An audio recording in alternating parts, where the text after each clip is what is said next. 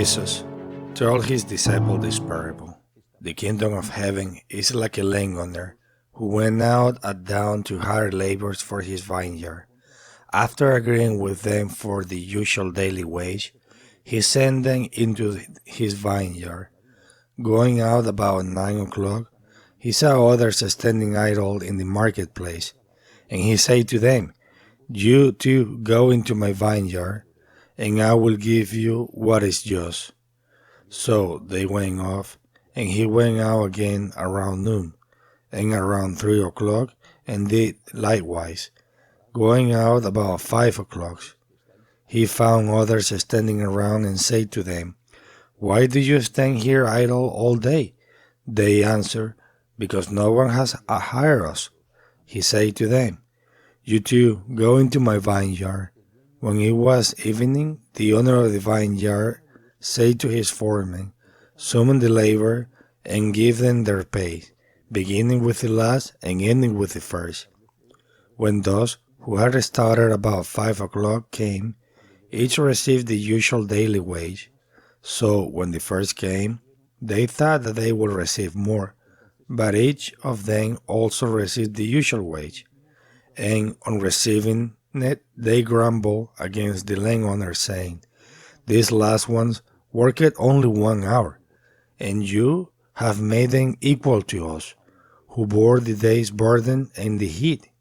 He said to one of them in reply, "My friend, I am not cheating you. Did you not agree with me for the usual daily wage? Take what is yours and go.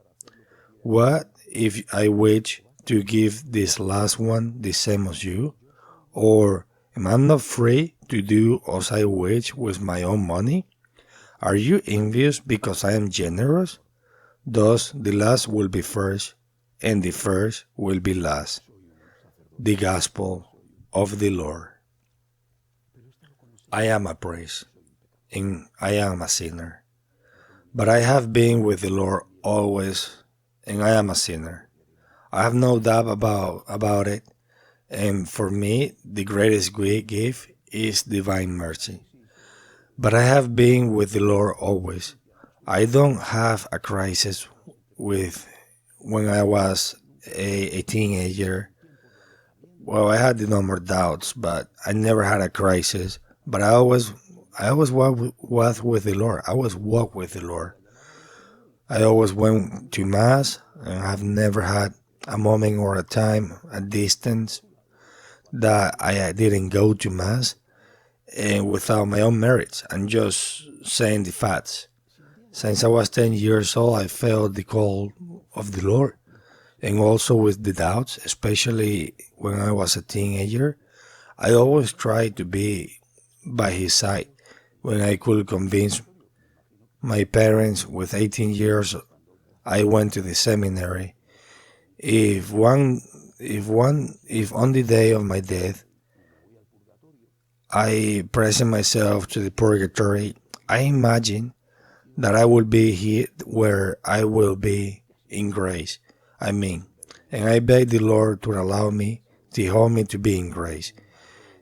If I was there arriving to the purgatory, I met another acquaintance or a stranger who has been a bad person, who has been violent, who has been a thief, who has been, whatever. Well, and there we both are like waiting to enter to purgatory. And I see him and I want to ask him, "How did you do it? How did you do it?" My mother was Catholic. I had never been to church in my life. I was baptized. I made my first communion and have not appeared again. I have been a parasite. "What do you mean you're here?" "Look, my mother was Catholic. She taught me that if God exists, I did not pay attention to her, but at the last moment, I remember my mother, and I said to God, 'I have been a disaster. Forgive me. It hurts me enormously to have offended you, not only for the hell, but because I really have done it wrong. And at that moment, I really asked for forgiveness from my heart. I repeat it, not only because I was scared of hell, but in front of me, all my sins were appeared, and I was very sorry. And at that moment, I died. And the two of us are here at the purgatory, at the entrance. It will not cross my mind, and I trust that if that moment came, I will not cross my mind to tell the one who administers purgatory, because the entrance to heaven is St. Peter. I do not know who controls purgatory. I will say to him that, hey, I was with the Lord all my life. I am a priest. I I have done all these great things for the greatness of the Lord. And this guy is a bad guy. He at the last moment he was repentant and he deserved the same outcome than me. I hope that that doesn't happen to me. The certainty that I have that going to heaven is a gift and that being with Christ is another gift. It doesn't let me to feel after this gospel justice that if God give that gift to another person without doing the same of me, what have I missed? You have missed going to communion every day. You have missed praying the rosary. You have missed having peace in your conscience. You have missed seeing the smile of the people you have helped.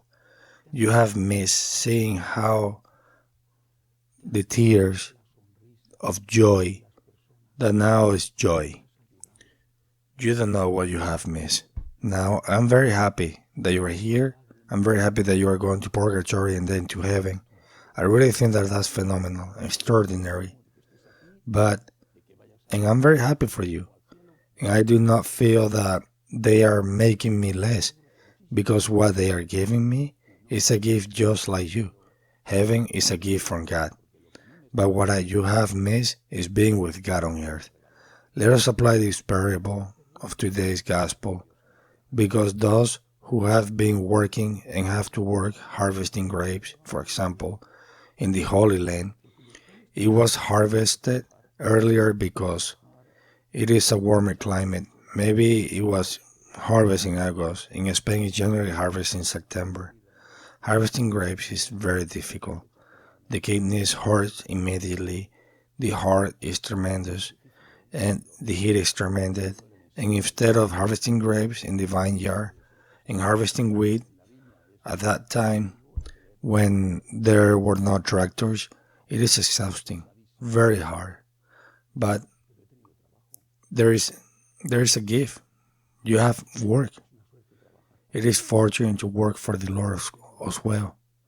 I have not envy, not even the slightly envy for those who live far from Christ, because being with Christ on earth is always a prize.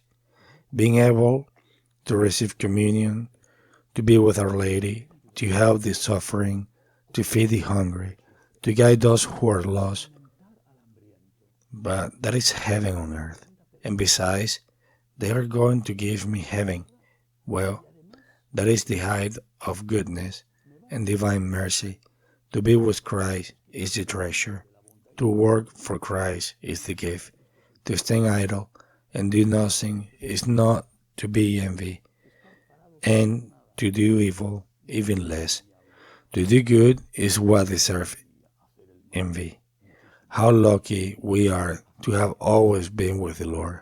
How lucky we are. St. Augustine understood this perfectly, and that is why, when he was converted, he wrote a beautiful thing. Late have I loved you, beauty so ancient and so new. Late have I found you.